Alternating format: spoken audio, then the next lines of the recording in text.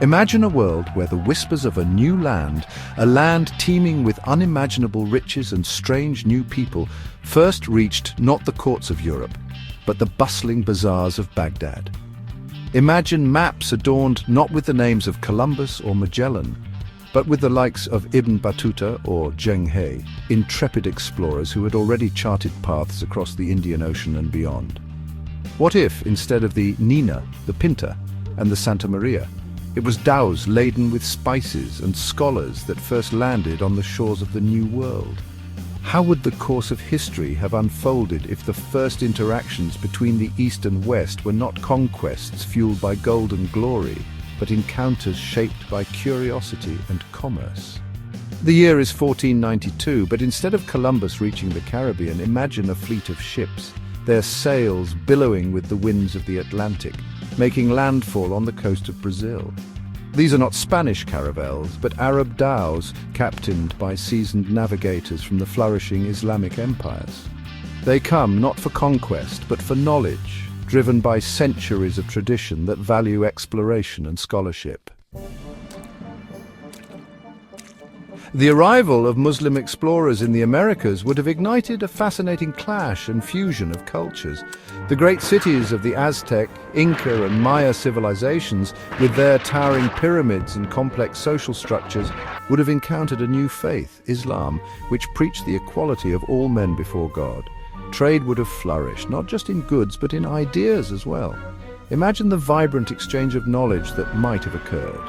Arab scholars, heirs to the wisdom of ancient Greece and Persia, sharing their understanding of astronomy, mathematics and medicine with the indigenous peoples of the Americas. Imagine the fusion of architectural styles, the intermingling of culinary traditions, the birth of new languages and art forms. The impact on global trade routes is almost unfathomable. Instead of silver and gold flowing east to fuel European empires, imagine a world where the chocolate of the Aztecs, the potatoes of the Incas, and the tomatoes of the Maya made their way to the Middle East and Asia centuries earlier. Imagine the culinary revolutions, the agricultural innovations, the economic shifts this could have triggered.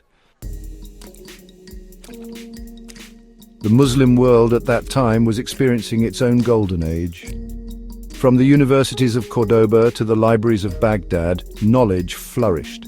The astrolabe, the compass, the quadrant, these tools of navigation and exploration, often attributed to European ingenuity, were, in fact, refined and perfected in the Islamic world.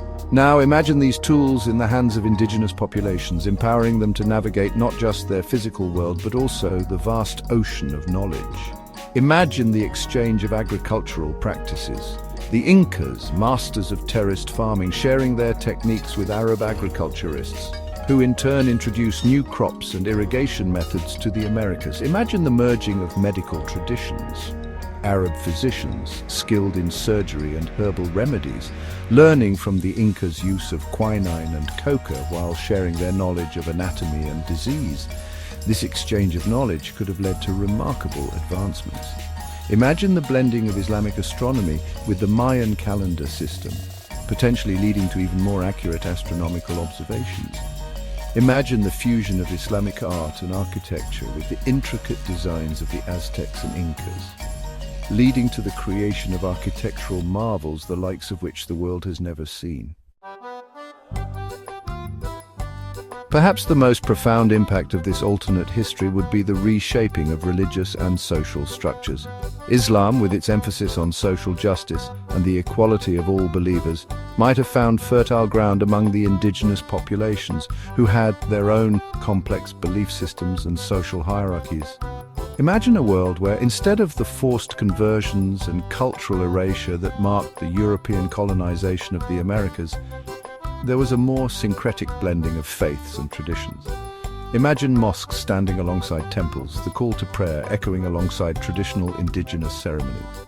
The very notion of nation-states, so central to the European worldview, might have evolved differently in the Americas. Would we see the rise of vast empires, similar to the Ottoman or Mughal empires? Or would a more fragmented, decentralized system of city-states akin to the Mayan civilization have emerged? And how would this have shaped relations with Europe? Would the Americas have become a bridge between East and West, a melting pot of cultures and faiths? These are questions that can only be answered in the realm of speculation.